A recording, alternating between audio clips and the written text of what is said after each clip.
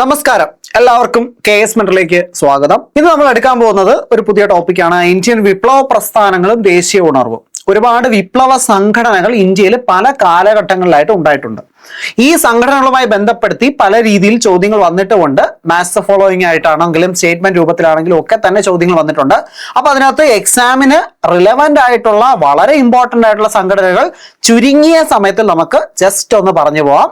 ഒന്ന്, ഈ പറഞ്ഞ വിപ്ലവ പ്രസ്ഥാനങ്ങൾ അതെന്ന് പറയുന്നത് രണ്ട് ഘട്ടങ്ങളായിട്ടാണ് ഇന്ത്യയിൽ ഉണ്ടായിട്ടുള്ളത്. രണ്ടെന്നല്ല, കുറച്ചുകൂടെ വ്യക്തമായി പറഞ്ഞാൽ 3 ഘട്ടങ്ങൾ നമുക്ക് പറയാൻ പറ്റും. അത് ഏതൊക്കെയാണെന്ന് ഞാൻ പറഞ്ഞു കഴിയാം. ആദ്യം, എപ്പോഴാണ് ഒരു വിപ്ലവ സംഘടന അല്ലെങ്കിൽ വിപ്ലവം എന്ന് പറയുന്നത് ഇന്ത്യയിൽ ഉണ്ടായത്? ഇന്ത്യയിൽ എന്നല്ല, എവിടെയും ഉണ്ടാകാനായിട്ട് അതിനൊരു കാരണം എന്ന് പറയുന്നത് യുവാക്കളിൽ ഉണ്ടാകുന്ന ഫ്രസ്ട്രേഷൻ ആണ്. ആ ഫ്രസ്ട്രേഷന് കാരണം ഒന്ന്, എപ്പോഴാണോ നല്ലൊരു രീതിയിൽ മൂവ്മെന്റ് നടന്നുകൊണ്ടിരിക്കുന്നത് അത് പെട്ടെന്ന് അങ്ങ് നിന്നുപോയി കഴിഞ്ഞാൽ ഉറപ്പായിട്ടും അവിടെ എന്ത് ചെയ്യും? ഈ തരത്തിലുള്ള ഒരു വിപ്ലവ ചിന്ത അവരുടെ ഇടയിലേക്ക് എത്തും. അങ്ങനെ വന്നിട്ടുള്ള ഒരു സമയമാണ് ഒന്ന്, സ്വദേശി പ്രസ്ഥാനം ഇല്ലാതായത്. അല്ലെ, സ്വദേശി പ്രസ്ഥാനം പെട്ടെന്ന് അങ്ങ് ഇല്ലാതായി പോയത് ഈ പറയുന്ന രീതിയിൽ ഒന്നാം ഘട്ടം വിപ്ലവ പ്രസ്ഥാനങ്ങൾ ഉണ്ടാകുന്നതിന് കാരണമായി. അതാണ് 1907 ശേഷം ഉണ്ടായിട്ടുള്ള വിപ്ലവ സംഘടനകൾ. ഓക്കെ, ഇനി അടുത്തതാണ് നിസ്സഹകരണ പ്രസ്ഥാനം അല്ലെങ്കിൽ നോൺ കോപ്പറേഷൻ മൂവ്മെന്റ്. ഗാന്ധി പെട്ടെന്ന് അങ്ങോട്ട് പിൻവലിച്ചപ്പോഴത്തേക്ക് ആ സമയത്ത് യുവാക്കൾ ഫ്രസ്ട്രേറ്റ് ആയി. ഈ ദേശീയം എവിടെയെങ്കിലും ഒന്ന് കൊണ്ട് കളയണം. അതിനായിട്ട് അവർ സ്വീകരിച്ച മറ്റൊരു രീതിയാണ് രണ്ടാം ഘട്ടത്തിലേക്ക് നയിച്ചത്. രണ്ടാം ഘട്ടം. അങ്ങനെ വിപ്ലവകരമായിട്ടുള്ള ചിന്താഗതികൾ അല്ലെങ്കിൽ ആക്ടിവിറ്റീസിനെ നമുക്ക് 2 ഘട്ടങ്ങളായിട്ട് എന്ത് ചെയ്യാൻ പറ്റും? അടയാളപ്പെടുത്താനായിട്ട് സാധിക്കും. ആ 2 ഘട്ടങ്ങളും കൂടെ നമുക്ക് ഒരുമിച്ച് ഇവിടെ ഒന്ന് പറഞ്ഞു പോവാം. അപ്പൊ ആദ്യം ഞാൻ പറയുന്നത് ഒന്നാം ഘട്ടത്തിലാണ്. ഒന്നാം ഘട്ടത്തിൽ പ്രധാനമായിട്ടും 3 സ്ഥലങ്ങൾ ഇന്ത്യയിലും അതിന് പുറത്ത്, ഇന്ത്യക്ക് പുറത്ത് ഒരുപാട് സ്ഥലങ്ങളിൽ എന്ത് ചെയ്തിട്ടുണ്ട്? ഈ പറഞ്ഞ മാറ്റം ഉണ്ടായിട്ടുണ്ട്. അതിലിപ്പോ മാപ്പ് വരച്ച് നോക്കുകയാണെങ്കിൽ നമ്മുടെ ഇന്ത്യ മാപ്പ് വരയ്ക്കുകയാണ്. ഓക്കെ, ഇന്ത്യയായിട്ടൊക്കെ തോന്നുന്നുണ്ടല്ലോ അല്ലെ? ഇതിനകത്ത് ബംഗാളാണ് ഒരു പ്രദേശം, അതിനുശേഷം പഞ്ചാബ്, പിന്നെ നമ്മുടെ മഹാരാഷ്ട്ര റീജിയൻ. ഇത്രയും സ്ഥലങ്ങളാണ് ഒന്നാം ഘട്ടത്തിൽ ഉണ്ടായിട്ടുള്ളത്. അതിനുശേഷം ഇന്ത്യക്ക് പുറത്ത് നമ്മുടെ ജർമ്മനി അല്ലെങ്കിൽ സാൻ ഫ്രാൻസിസ്കോ പോലുള്ള സ്ഥലങ്ങളാണ് പിന്നീട് ഉണ്ടായിട്ടുള്ളത്. ഇനി രണ്ടാം ഘട്ടം എടുക്കുകയാണെങ്കിൽ അവിടെ ബംഗാളും അതുപോലെ തന്നെ ഈ പറഞ്ഞ പഞ്ചാബ് റീജിയനും മാത്രമാണ് രണ്ടാം ഘട്ടത്തിൽ ഉണ്ടായിട്ടുള്ളത്. അപ്പൊ അവിടെ ഉണ്ടായിട്ടുള്ള സംഘടനകൾ ജസ്റ്റ് ഒന്ന് മനസ്സിലാക്കുക. അതിൽ ആദ്യം പഠിക്കേണ്ട 1902 അനുശീലൻ സമിതി എന്ന് പറയുന്ന സംഘടന ബംഗാളിൽ സ്ഥാപിതമായിട്ടുള്ളതാണ്. തുടങ്ങിയിട്ടുള്ള വ്യക്തിയാണ് പ്രമദനാഥ് മിത്ര. ഓക്കെ, പ്രമദനാഥ് മിത്ര അല്ലെങ്കിൽ പ്രമോദ മിത്ര എന്നൊക്കെ ചില ബുക്കുകളിൽ കാണാം. അതുപോലെ തന്നെ ബരീന്ദ്രകുമാർ ഘോഷ്, ഇവർ ചേർന്നിട്ടാണ് അനുശീലൻ സമിതി എന്ന് പറയുന്ന ഒരു ഗ്രൂപ്പ് തുടങ്ങിയത്. അതിന്റെ പ്രധാന പ്രവർത്തകരായിരുന്നു അരവിന്ദോ ഘോഷ്. ഓക്കെ, നമ്മുടെ എക്സ്ട്രീമിസ്റ്റ് തീവ്രവാദി ലീഡർ ആയിട്ടുള്ള അരവിന്ദോ ഘോഷ്, ചിത്തരഞ്ജൻ ദാസ്, ഭൂപേന്ദ്രനാഥ് ദത്ത് പോലുള്ള ആൾക്കാരൊക്കെ ഇതിന്റെ പ്രധാന പ്രവർത്തകരായിരുന്നു എന്നുള്ള കാര്യം മനസ്സിലാക്കാം. ഇതിന്റെ ഒരു കേസാണ് നമ്മുടെ അലിപ്പൂർ ഗൂഢാലോചന കേസ്. അല്ലെ, ഗൂഢാലോചന കേസ് എന്ന് പറയുന്ന അതിനകത്താണ് ഈ പറഞ്ഞ അരവിന്ദോ ഘോഷ് ഗൂഢാലോചന. ഇവിടെയാണ് അരവിന്ദോ ഘോഷ് എന്ത് ചെയ്ത് പിടിക്കപ്പെട്ടിട്ടുള്ളത്. ഈ കേസ് അവിടുന്ന് ചിത്തരഞ്ജൻ ദാസ് വന്നിട്ട് ഇയാളെ പുറത്തിറക്കി എന്നുള്ള കാര്യങ്ങളൊക്കെ നമ്മൾ അവിടെ പഠിച്ചിട്ടുണ്ട്. അത് ഈ പറഞ്ഞ അനുശീലന സമിതിയുമായി ബന്ധപ്പെട്ട് നടന്നുള്ള ഒരു സംഭവമാണ്. ഇനി ഇതിന്റെ ധാക്കയിലെ പ്രവർത്തനങ്ങളെ നയിച്ചിരുന്ന മറ്റൊരു വ്യക്തിയാണ് പുളിൻ ബിഹാരിദാസ് അല്ലെങ്കിൽ പുളിൻ ദാസ് എന്ന് പറയുന്ന വ്യക്തിയാണ് ഇതിനെ കൺട്രോൾ ചെയ്തിരുന്നത്. അപ്പൊ ഇവർക്ക് 2 ഗ്രൂപ്പ് ഉണ്ട്. ഒന്ന് കൽക്കട്ട ബ്രാഞ്ചും ഉണ്ട്, രണ്ടാമത്തെ ബ്രാഞ്ചാണ് ധാക്ക ബ്രാഞ്ചും ഉണ്ട്. ഈ 2 ബ്രാഞ്ചുകളും, ഇപ്പൊ കൽക്കട്ട ബ്രാഞ്ചിലാണ് ഈ പറഞ്ഞ പ്രമദനാഥ് മിത്ര പോലുള്ള ആൾക്കാരും, പുലിൻദാസ് എന്ന് പറയുന്നത് ധാക്ക ബ്രാഞ്ചിലുമാണ്. ഇവരുടെ പ്രസിദ്ധീകരണമാണ് യുഗാന്തർ എന്ന് പറയുന്ന ഒരു വീക്കിലി. ഈ യുഗാന്തർ ആരംഭിക്കുന്നത് അരവിന്ദോ ഘോഷിന്റെ സഹോദരനായിട്ടുള്ള ബരീന്ദ്രകുമാർ ഘോഷും അതുപോലെ തന്നെ ഭൂപേന്ദ്രനാഥ്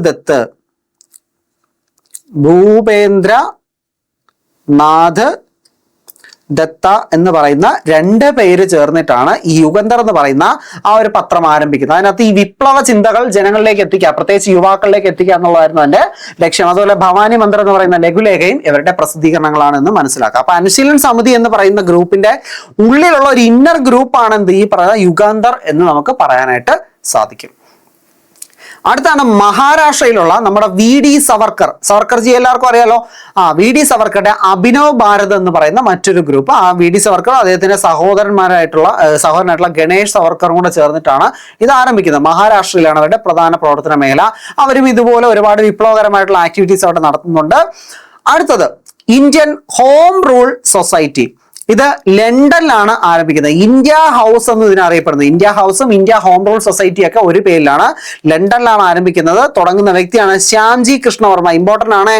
ശ്യാംജി കൃഷ്ണവർമ്മ എന്നാണ്. ലക്ഷ്യം എന്ന് വെച്ചാൽ ഇന്ത്യക്ക് സ്വയം ഭരണം, ഇന്ത്യ ഹോം റൂൾ, പേരിൽ തന്നെ ഉണ്ട് അല്ലെ, ഹോം റൂൾ, സ്വയം ഭരണം നേടുക എന്നുള്ളതായിരുന്നു. ഇതിന്റെ സപ്പോർട്ട് ചെയ്തിട്ടുള്ള മറ്റു കുറച്ച് ലീഡേഴ്സ് ഉണ്ട്. അതാണ് ഒന്ന് മാഡം ഭികാജി കാമയും ദാദാഭായ് നവറോജിയൊക്കെ ഇതിനെ സപ്പോർട്ട് ചെയ്തിട്ടുള്ള ആൾക്കാരാണെന്ന് മനസ്സിലാക്കാം. ഇനി അടുത്തതാണ് പാരീസ് ഇന്ത്യൻ സൊസൈറ്റി. ഇത് സ്ഥാപിക്കുന്നത് ഇന്ത്യൻ ഹോം റൂൾ സൊസൈറ്റിയുടെ ഒരു ശാഖയായിട്ടാണ് ആരംഭിക്കുന്നത്. മാഡം ഭികാജി കാമയും അതുപോലെ തന്നെ SR റാണ എന്ന് പറയുന്ന ആൾക്കാരൊക്കെ ചേർന്നിട്ടാണ് തുടങ്ങുന്നത്. മാഡം ഭികാജി കാമയാണ് ഏറ്റവും ഇമ്പോർട്ടന്റ്. വിപ്ലവന്റെ മാതാവ് 1907 ജർമ്മനിയിലെ സ്റ്റുട്ട്ഗാർട്ടിൽ വെച്ച് നടന്ന അന്താരാഷ്ട്ര സോഷ്യലിസ്റ്റ് ഉച്ചകോടിയിൽ ആദ്യമായിട്ട് ഇന്ത്യക്ക് വേണ്ടി പതാക ഉയർത്തിയത് മാഡം ഭികാജി കാമയാണ്. ഇന്നും ആ പതാക സൂക്ഷിച്ചു വെച്ചിട്ടുണ്ട്. ഓക്കെ, അപ്പൊ മാഡം ഭികാജി കാമ എന്ന് പറയുന്ന വ്യക്തിത്വം അത്രമാത്രം ഇമ്പോർട്ടന്റ് ആണ്. Paris Indian society, India home rule society ആരാണ്, അല്ലെങ്കിൽ ഇന്ത്യ ഹൗസ് ആരാണ്? ശ്യാംജി കൃഷ്ണവർമ്മയാണ്. പാരീസ് ഇന്ത്യ സൊസൈറ്റി ആണെങ്കിൽ മാഡം ഭികാജി ഗാമയാണ്. അതുപോലെ ഇന്ത്യൻ ഇൻഡിപെൻഡൻസ് കമ്മിറ്റി, ഓക്കെ, അതിനെ ബെർലിൻ കമ്മിറ്റി എന്ന് അറിയപ്പെടും. ബെർലിൻ കമ്മിറ്റി അപ്പോൾ എവിടെയാണ്? ജർമ്മനിയിൽ തുടങ്ങിയതാണ്. Berlin committee, Indian independence committee. Virendranath Chattopadhyaya, Lala Hardayal, Bhupendranath Dutt പോലുള്ള ആൾക്കാരാണ് ഇതിന്റെ പ്രധാനപ്പെട്ട നേതാക്കന്മാർ.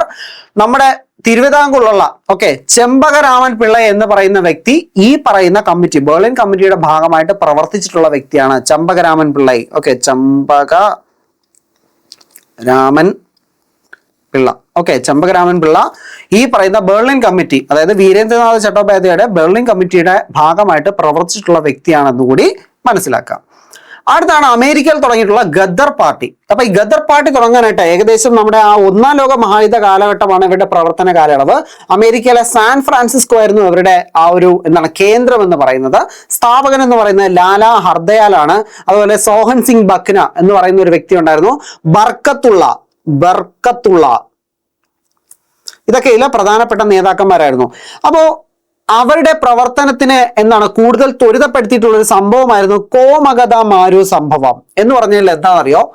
ഈ പറയുന്ന ഇന്ന് നമ്മൾ എന്ത് ചെയ്യാം, കുറെ ആൾക്കാർ UK പോകും, കാനഡയിലേക്ക് പഠിക്കാൻ പോകുന്നുണ്ട്, ജോലിക്ക് പോകുന്നുണ്ട്, ഇങ്ങനെ വിദേശ ജോലികൾ അല്ലെങ്കിൽ അവിടുത്തെ ഓപ്പർച്യൂണിറ്റീസ് കണ്ടു പോകുന്ന ആൾക്കാരുണ്ട്. പണ്ട് ഇതുപോലെ പഞ്ചാബ് എന്ന് പറയുന്ന പ്രദേശത്തുള്ള വീടും പുരയുടെ ഒക്കെ വിറ്റ് പറക്കിയിട്ട് ആൾക്കാർ എന്ത് ചെയ്യാണ്, കാനഡയിലേക്ക് പോവുകയാണ്. അപ്പൊ കാനഡയിലേക്ക് പോകുന്ന വഴിക്ക് ആ പോകുന്ന കപ്പലിന്റെ പേരാണ് കോമഗത മാരു. അങ്ങനെ ആൾക്കാർ ഉള്ളതൊക്കെ വിറ്റ് പറക്കി അങ്ങോട്ടേക്ക് പൊയ്ക്കൊണ്ടിരിക്കുകയാണ്.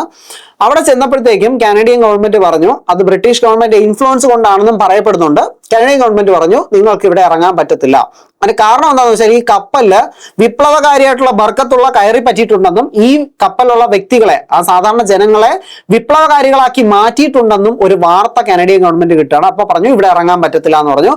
അങ്ങനെ അവരെ തിരിച്ചുവിട്ട് അവർ സ്വദേശമായിട്ടുള്ള പഞ്ചാബിൽ തന്നെ എത്തുന്നു. ആ പഞ്ചാബിൽ എത്തിയിട്ട് അവരവിടെ നിന്ന് തിരിച്ച് അവരുടെ വീടുകളിലേക്ക് പോകണമെന്ന് പറഞ്ഞപ്പോൾ ആൾക്കാർ വിസമ്മതിച്ചു. കാര്യം ഇനി പോകാൻ വീടില്ല, ഉള്ള സ്വത്തെല്ലാം വിറ്റ് പറക്കിയിട്ടാണ് ആ പാവങ്ങൾ എന്ത് ചെയ്തത്, ഈ പറഞ്ഞ കാനഡയിലേക്ക് പോയത്. അവർക്കാണെങ്കിൽ അതെല്ലാം നഷ്ടപ്പെട്ടു. അങ്ങനെ അവർ പ്രതിഷേധിച്ചു. ആ പ്രതിഷേധവും അപ്പൊ പോലീസ് എന്ത് ചെയ്തു, ഇവരെ ഫോഴ്സ് ഉപയോഗിച്ച് മാറ്റാൻ നോക്കി. അതിൽ കുറെ ആൾക്കാർ മരണപ്പെട്ടു. ഈ സംഭവം ഗദർ പാർട്ടി ഒരുപാട് ചൊടിപ്പിക്കുകയും ബ്രിട്ടനെതിരെ ഒരു സായുധ വിപ്ലവത്തിന് തുടക്കം കുറിക്കണമെന്ന് തീരുമാനം എടുക്കുന്നതിലേക്കും നയിച്ചിട്ടുണ്ട്. അതാണ് കോമഗത മാരു ഇൻസിഡന്റ് എന്ന് മനസ്സിലാക്കിയിരിക്കുക. അപ്പൊ ഗദർ പാർട്ടി ആൻഡ് കോമഗത മാരു ഇൻസിഡന്റ് എവിടെയാണ് സ്ഥലം? അമേരിക്കയാണ് സ്ഥലം.